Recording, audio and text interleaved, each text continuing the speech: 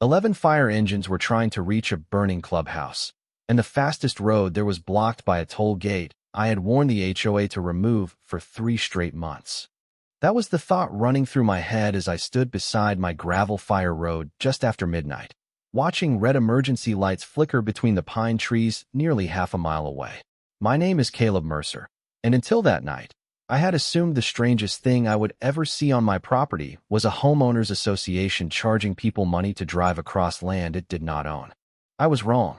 Beyond the ridge, an orange glow hung over the neighborhood where the Willow Creek HOA clubhouse stood. Sirens echoed through the valley as emergency vehicles approached from 2 directions. The county dispatch had sent multiple units, eventually totaling 11 fire and emergency vehicles responding to the incident. But the most direct route toward the clubhouse ran straight along the fire road crossing my property. And sitting across that road was Vanessa Whitmore's masterpiece, a steel barrier arm, a small payment booth, 2 oversized signs, and an electronic access system that had never belonged there. From where I stood, I could see the first emergency lights slow near the entrance. I felt my stomach tighten, not because I had not expected trouble, but because I had predicted almost this exact problem in writing. More than once. I had photographs. I had certified letters. I had property records. I even had an email from Vanessa dismissing my concerns as what she called unnecessary alarmism. But none of that mattered at midnight when emergency crews needed a clear route.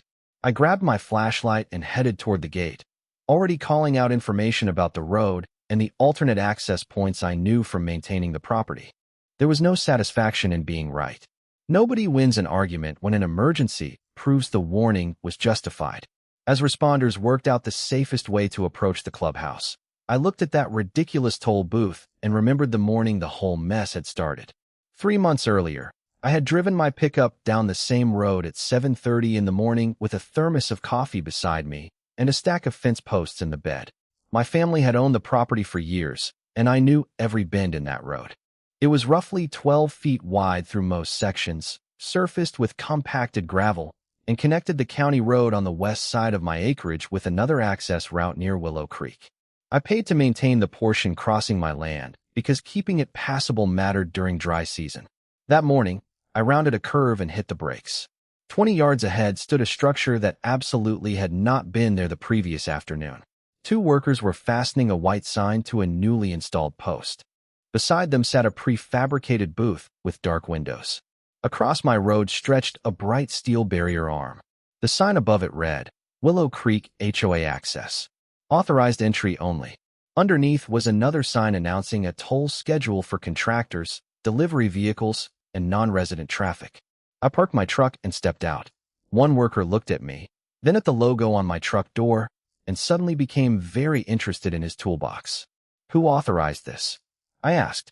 Before either worker could answer, a pearl-white luxury sport utility vehicle rolled toward us from the HOA side. The driver's door opened, and Vanessa Whitmore stepped out wearing oversized sunglasses, a bright patterned jacket, gold jewelry, and shoes that looked better suited to a hotel lobby than a gravel fire road.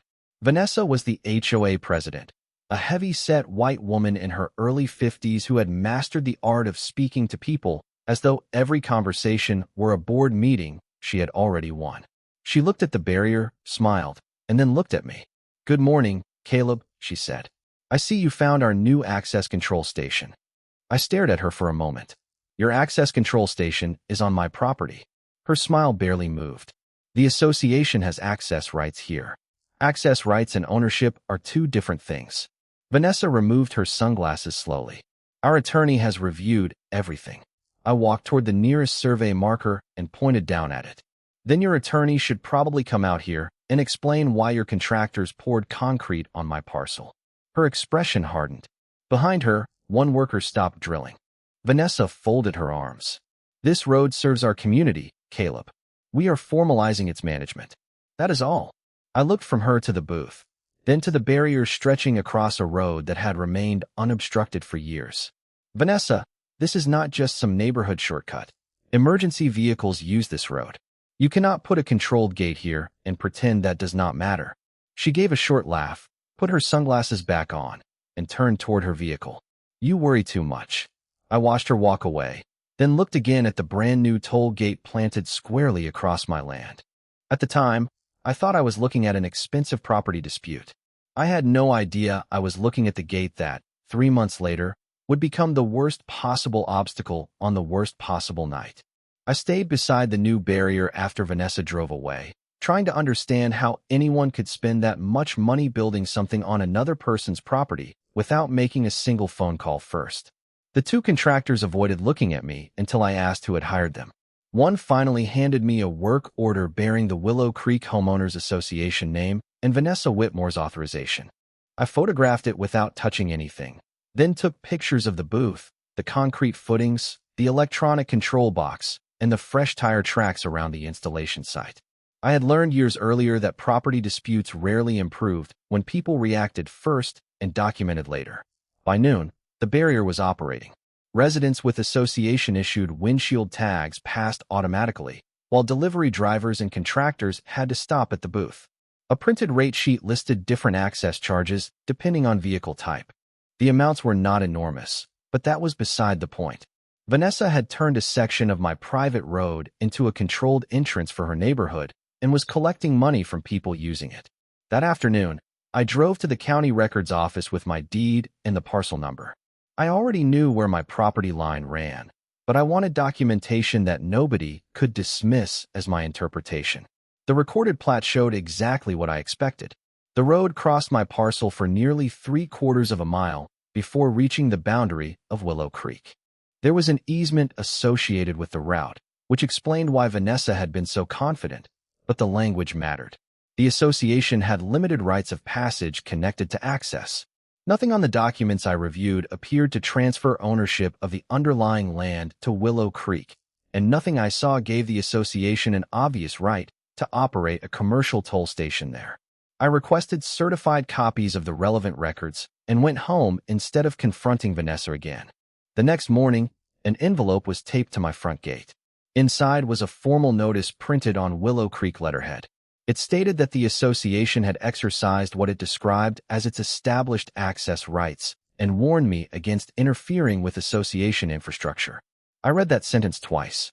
Somehow Vanessa had built a structure on my land and was now warning me not to interfere with it. I called the number printed at the bottom. Vanessa answered.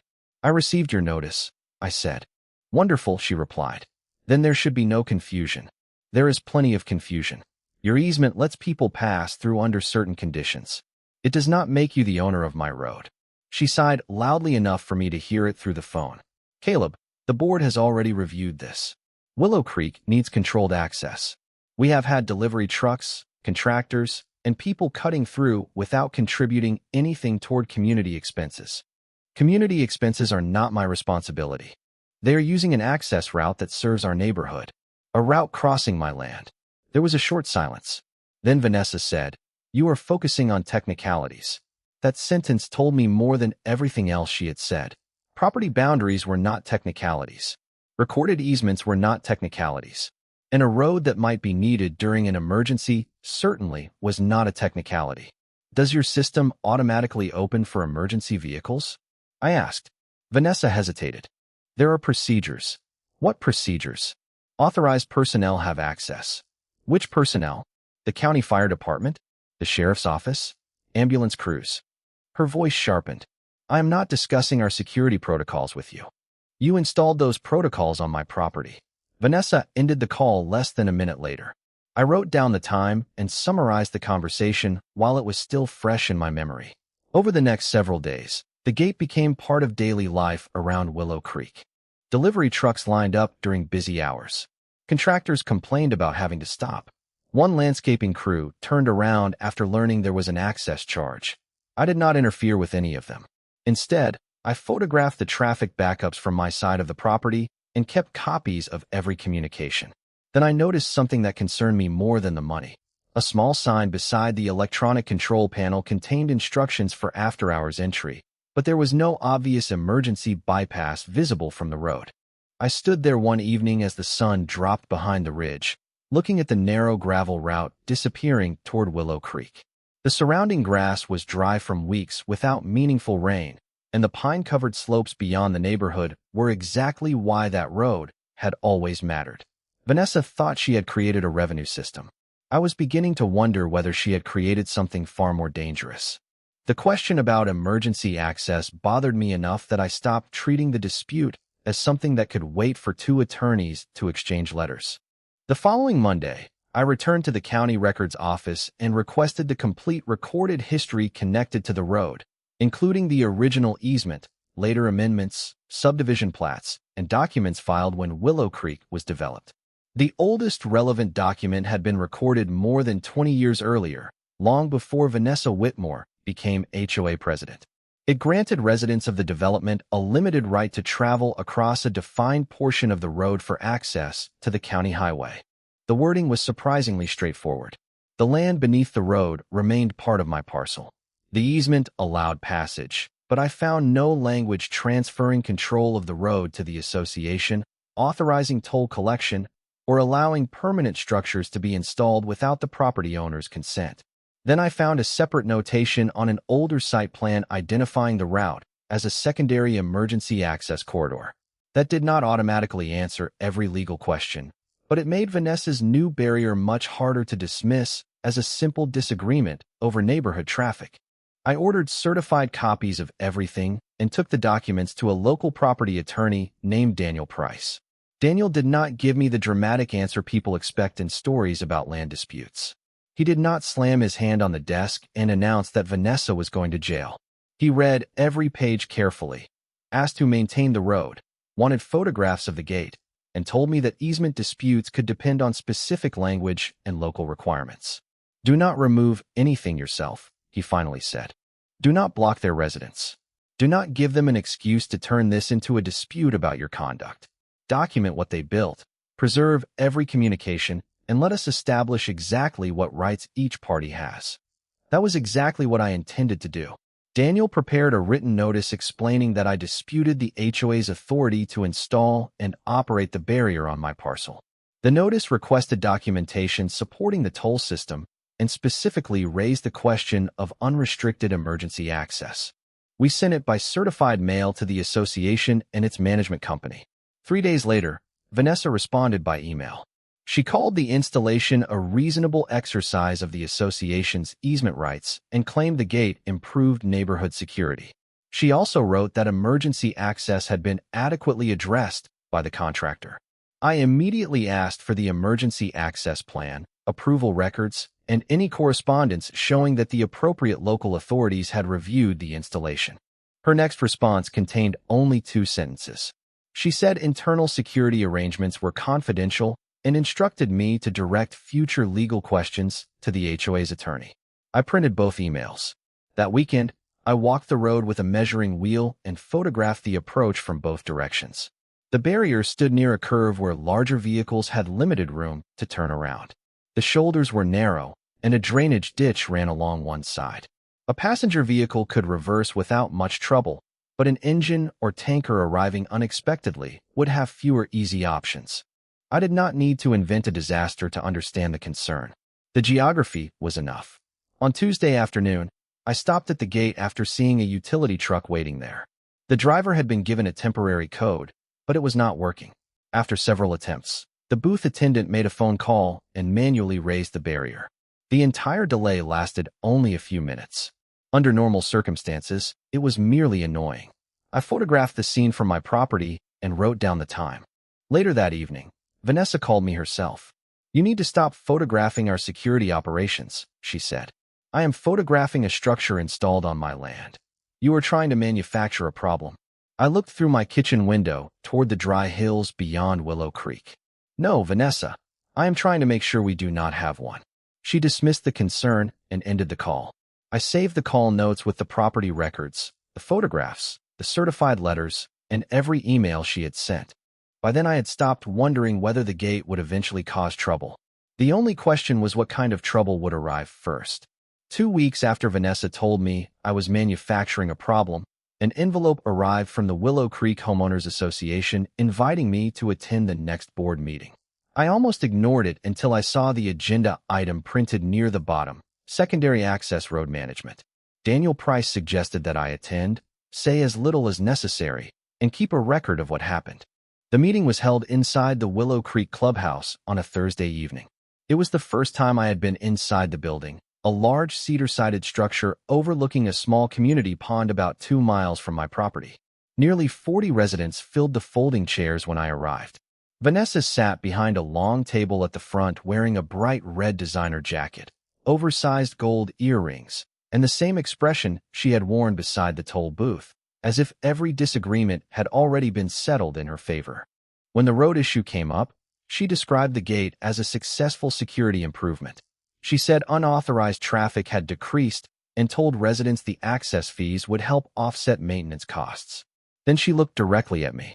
Unfortunately, one neighboring landowner has decided to challenge improvements that benefit everyone. Several people turned around. I waited until public comments opened before standing. I am not challenging your residents' lawful access, I said. I am challenging the HOA's decision to install a controlled toll gate on property it does not own, especially on a route identified in county records as secondary emergency access. Vanessa leaned toward her microphone. That characterization is disputed. Then provide the approval documents I requested. Her expression changed slightly. Our council is handling that. Did the county fire authority review the gate? A board member beside her looked down at his papers. Vanessa answered instead. The contractor assured us the system meets appropriate standards. That was not my question. The room became quiet. I did not argue further. I handed the board's secretary copies of Daniel's letter, the recorded plat, and my written request for documentation, then sat down. The next morning, Daniel sent a final formal notice to the HOA, giving them an opportunity to suspend toll operations and address the disputed structure while the easement issue was reviewed. He also advised me to contact the appropriate county offices regarding the emergency access concern, which I did. I provided photographs and the recorded site plan without claiming the gate violated any particular rule. I simply asked whether a controlled barrier at that location had been reviewed. Several days later, I received confirmation that my inquiry had been forwarded for review. Vanessa received notice of the concern as well. Her response came that same afternoon. She copied Daniel, the HOA attorney, and every board member. She wrote that Willow Creek would not remove infrastructure merely because a neighboring owner objected and repeated that the association believed its easement allowed reasonable access management. Then she added one sentence that I printed immediately. The board has considered Mr. Mercer's concerns regarding hypothetical emergency delays and finds them speculative. I placed that email in the same folder as everything else. At that point, Vanessa had been warned verbally, in writing, through counsel, and through a county inquiry. She could no longer claim nobody had raised the issue. A week later, I drove past the gate expecting to see the same booth and barrier. Instead, contractors were working there again. They had installed a heavier control cabinet, a camera, new signage, and a second mechanism designed to keep vehicles from bypassing the barrier along the shoulder. Vanessa had not backed down. She had doubled down. I parked far enough away not to interfere and took several photographs. One contractor recognized me and quietly said they were upgrading the system under a new HOA work order. I thanked him and drove home. That evening, I added the photographs to my growing file. Outside my window, the wind pushed through the dry grass in long waves. Summer had turned the hills around Willow Creek brown weeks earlier. I looked toward the road and thought about Vanessa calling an emergency delay hypothetical. For her sake, and everyone else's, I hoped it stayed that way. After I photographed the upgraded gate, I stopped expecting Vanessa Whitmore to change her mind voluntarily. Daniel Price had already warned me not to remove the barrier, block residents, or do anything that could muddy the property dispute, so I followed his advice exactly. Every new sign, every work order I could legally document, every letter, and every email went into the same growing file. The county inquiry was still under review, and although that felt painfully slow, Daniel reminded me that official determinations took time. Vanessa treated the silence differently. She acted as though the absence of an immediate order meant the HOA had been proven right. A week after the upgrade, Willow Creek circulated a notice praising the new access system for reducing unauthorized traffic and announcing that toll revenue would help cover road-related expenses. One resident who disagreed with the project gave me a copy. I forwarded it to Daniel because it was the first written statement I had seen openly describing the fees as revenue rather than merely a security measure. What concerned me more, however, was what remained missing. Vanessa still had not produced documentation showing that the emergency access arrangement had been specifically reviewed by the appropriate local authority. By then, summer conditions were becoming impossible to overlook. Afternoon temperatures frequently reached the mid-90s, and weeks without substantial rainfall had turned the hills around Willow Creek brown. Dry grass lined the shoulders, and county warning signs reminded drivers that fire danger was elevated. I spent several mornings clearing brush along my 3/4-mile section of road. I trimmed vegetation away from the gravel, removed fallen branches, and made sure larger vehicles had as much usable width as possible. That road had existed long before Vanessa's toll booth, and keeping it passable had always been part of maintaining my property. One afternoon, I watched a utility truck approach the gate from the Willow Creek side. The driver entered a temporary code, waited, tried again, and finally used the call button. After roughly 3 minutes, the barrier opened remotely. 3 minutes meant nothing to a utility crew on an ordinary afternoon. I wrote the time in my notebook anyway. 2 days later, Daniel called. The HOA attorney had finally answered our latest letter.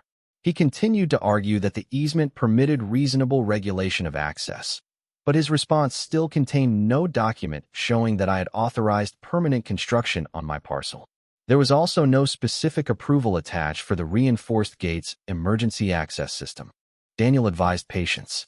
Do not give them a reason to make your behavior the issue, he told me. Right now, the documents matter more than the arguments. Vanessa apparently had the opposite strategy. That evening, she emailed me and copied the entire board.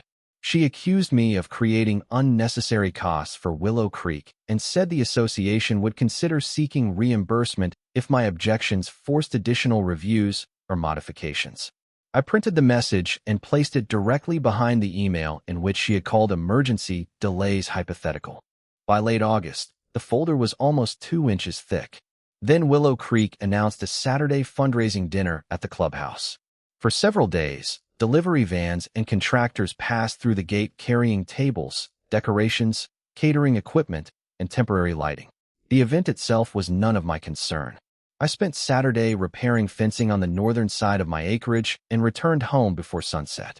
The evening was unusually warm, and a steady wind moved through the pine trees after dark. Around 11:30, I stepped onto my porch and noticed the smell of smoke.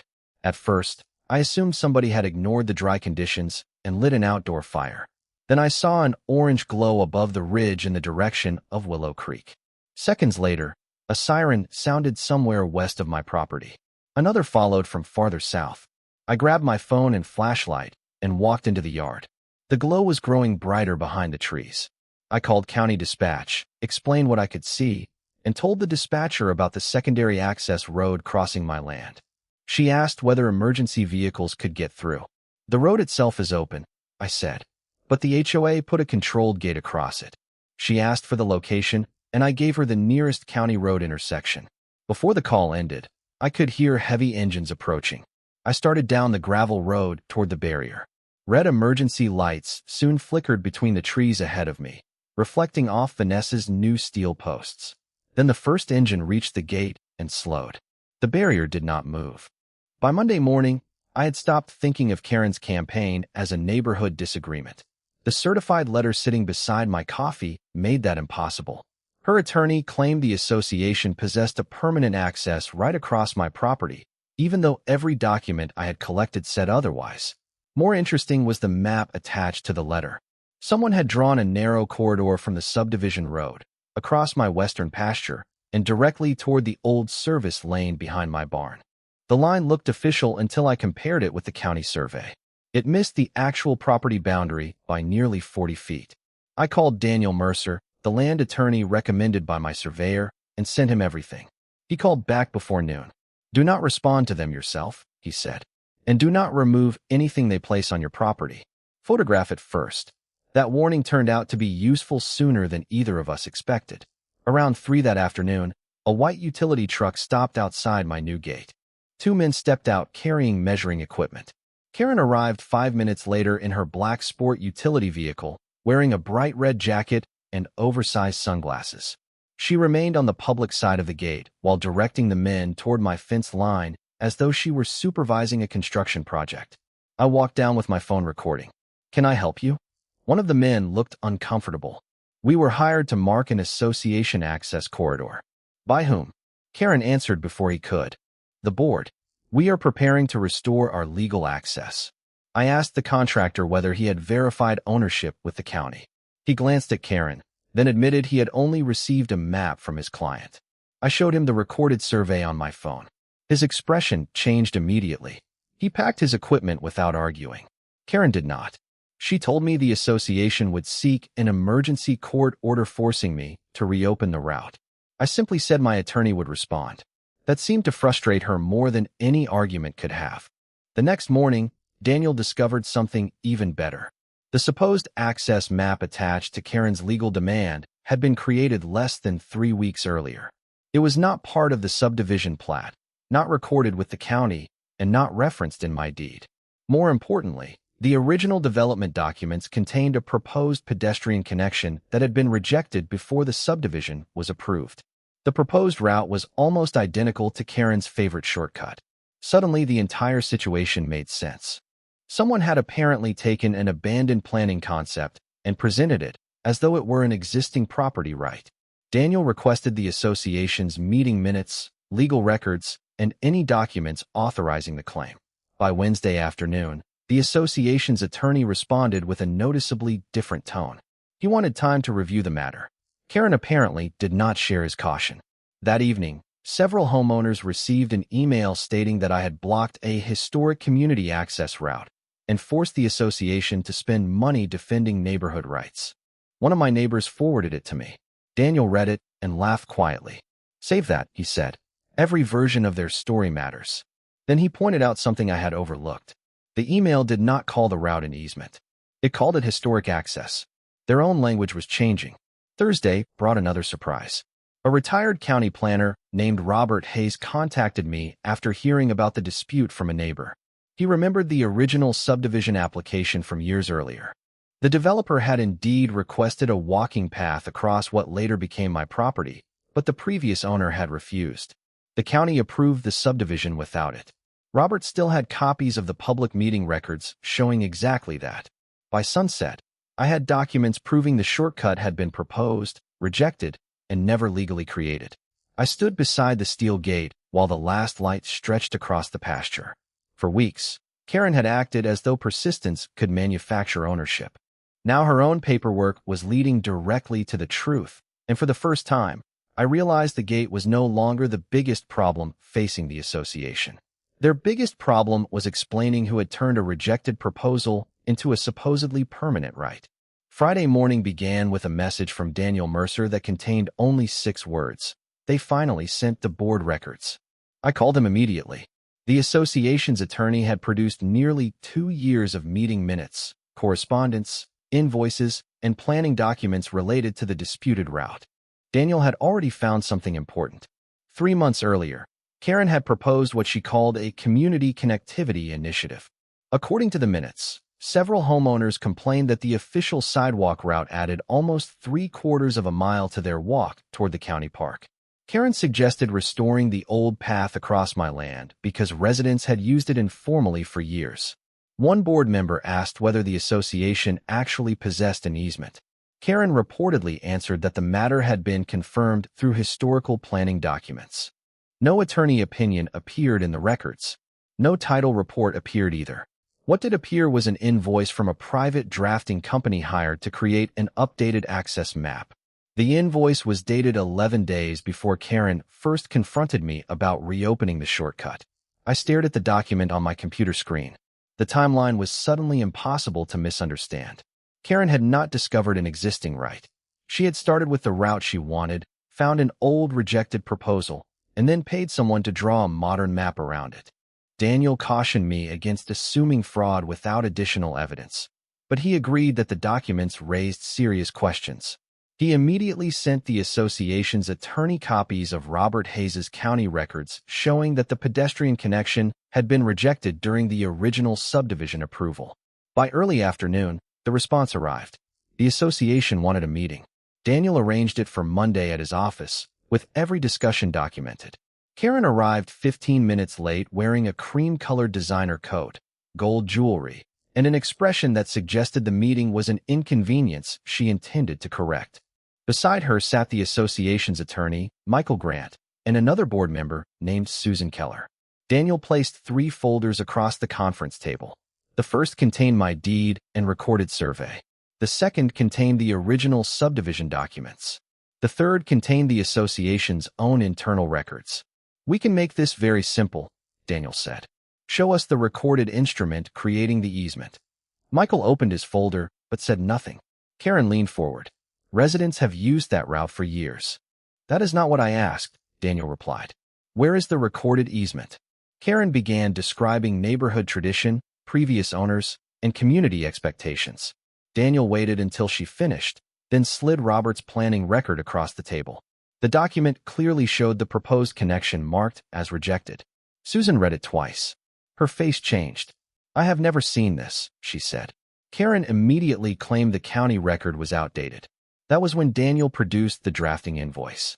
"Then perhaps you can explain why the association paid for a new map 3 months ago."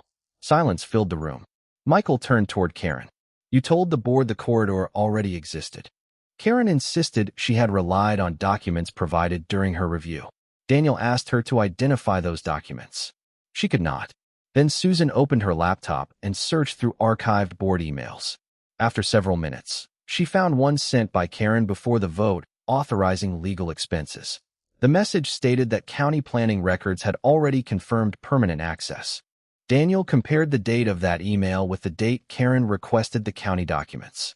Her request had been submitted 9 days later. She had told the board the county confirmed something before she had even requested the records. Michael closed his folder.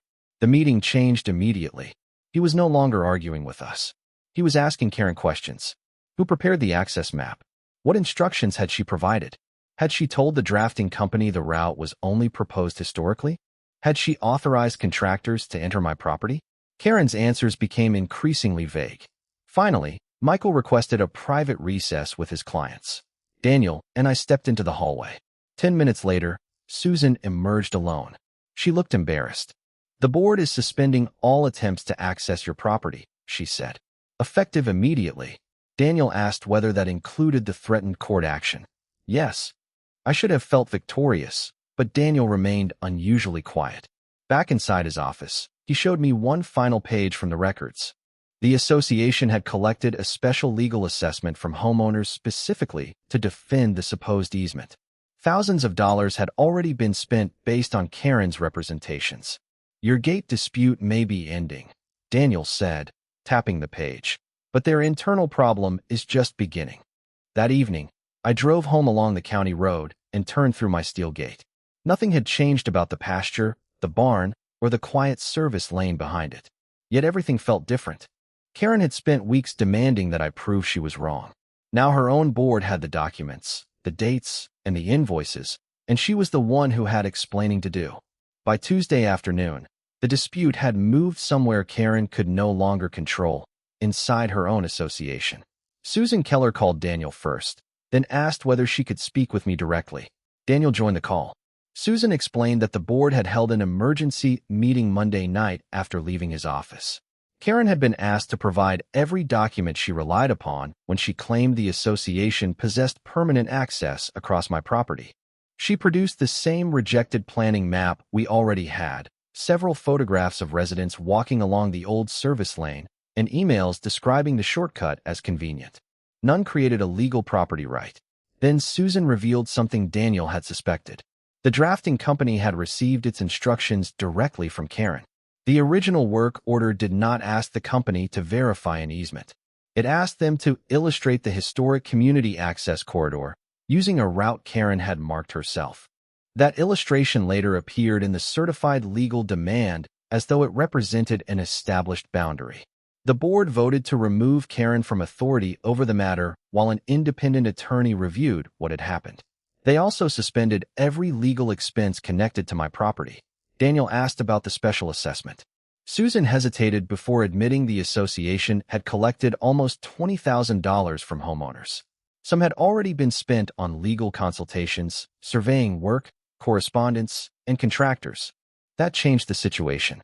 Residents were no longer arguing about whether they should walk an extra 3/4 of a mile. They wanted to know why they had been charged money to defend a right that apparently never existed. On Wednesday evening, the association held another meeting at the community clubhouse. I did not attend because I was not a member, and Daniel advised me to stay out of their internal proceedings. I did not need to be there. 3 homeowners sent me messages afterward. According to them, Karen spent nearly an hour insisting she had acted to preserve neighborhood access. Susan then read portions of the original county approval into the record. The proposed pedestrian connection had been rejected. No easement had been granted. The room reportedly became very quiet. The independent attorney recommended that the association formally withdraw every claim against my land and reimburse my reasonable expenses related to the dispute. Thursday morning, Michael Grant sent Daniel the written proposal. The association would acknowledge that it held no recorded access right across my property. It would permanently withdraw its demand for a gate key, stop contractors from entering my land without permission, remove references to the disputed corridor from association materials, and reimburse my survey and legal costs. Daniel added one condition. The acknowledgement had to be recorded with the county so that a future board could not resurrect the same argument 5 years later. Michael agreed. Karen did not sign anything personally because the settlement was between the association and me, but her name appeared throughout the supporting board record. Friday brought the final twist. Robert Hayes called after reviewing the settlement language. He had located another document from the original development file. When the developer's proposed walking connection was rejected, the county required the subdivision to maintain an alternative pedestrian route entirely within its own boundaries. That was the sidewalk residents still use today. In other words, the extra 3/4 of a mile Karen complained about was not an accidental inconvenience. It was the lawful alternative created specifically because the previous owner of my land had refused access. Daniel laughed when I told him. That closes the circle, he said. The following Monday, the county accepted the recorded acknowledgement. I drove there myself and picked up a certified copy. On the way home, I stopped beside the steel gate and looked toward the subdivision. For months, Karen had treated that stretch of pasture like a blank space on a neighborhood map. But land is not controlled by confidence, committee votes, or brightly colored lines drawn after the fact. It is controlled by deeds, surveys, recorded rights, and boundaries. 2 days later, Susan emailed me one final update. The board had voted to reimburse the homeowners from association reserves while reviewing Karen's conduct and the expenses she had authorized. She had also been removed as board president pending that review. I read the message once, closed my laptop, and walked outside. The gate stood exactly where my survey said it belonged. Beyond it, the old shortcut was empty. For the first time since this started, nobody was measuring it, photographing it, demanding a key, or pretending that years of convenience could somehow become ownership. 3 weeks after the county recorded the acknowledgement, a check arrived from the association covering my survey costs and the reasonable legal expenses Daniel had documented. I expected to feel some enormous sense of victory when I opened the envelope. Instead, I felt something quieter. Relief. The pasture was still mine. The steel gate still stood where the survey said it belonged, and the old service lane had returned to being exactly what it had always been, a private road on private property. A few days later, Susan Keller called with the final results of the board review. Karen had formally resigned as president rather than continue through the association's internal process. The board had adopted a new policy requiring a title report and written legal opinion before association money could be spent asserting any property right outside subdivision boundaries. They had also corrected their neighborhood maps and sent homeowners a written notice confirming that there was no association access across my land. The special assessment had been reversed using association reserves, and residents were instructed to use the existing sidewalk that remained entirely within the subdivision. I thanked Susan for telling me. Before hanging up, she said something I had not expected. I am sorry we did not ask harder questions sooner. That sentence stayed with me because it explained how the entire problem had grown. Karen had never possessed a magical document giving her control over my property. She had confidence, a position on the board, and a story that sounded official enough that people stopped asking for proof. Every time someone accepted her claim without checking it, that story gained another layer of authority. The gate changed that. Not because steel was more powerful than an association, but because the gate forced everyone to answer the question they had avoided from the beginning. Who actually owned the land? By early fall, the grass along the former shortcut had grown high enough that the old footpath was disappearing. I repaired the section of fence near the service lane and planted several young maple trees along the western edge of the pasture. I did not build a wall or cover the property with warning signs. I did not need to. The recorded acknowledgement was stronger than any argument I could have painted on a sign. One Saturday morning, I saw Karen for the first time since the dispute ended. Her black sport utility vehicle slowed on the county road near my gate. She was wearing oversized sunglasses and a bright patterned blouse, looking much the same as she had when she first demanded access. For a moment, I wondered whether she would stop. She did not. The vehicle continued toward the subdivision entrance and disappeared around the curve. I went back to replacing a hinge on the barn door. That was the ending I preferred. No confrontation, no dramatic speech, just a boundary finally being respected. Later that afternoon, I walked down the service lane toward the gate. The new maples moved gently in the breeze, and beyond the fence I could see the subdivision sidewalk winding toward the county park. It was longer than Karen's shortcut by almost 3/4 of a mile, just as everyone had complained.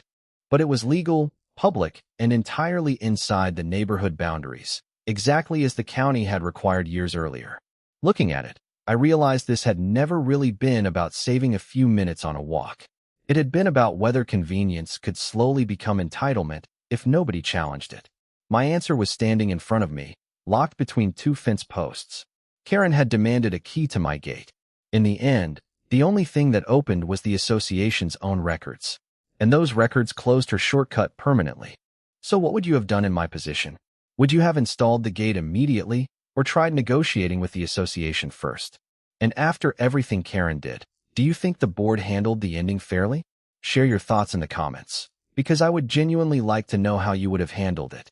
And if you enjoy stories where ordinary property owners stand their ground with patience, documents, and a little common sense, consider subscribing to the channel. There are plenty more stories where one small boundary leads to one very big lesson.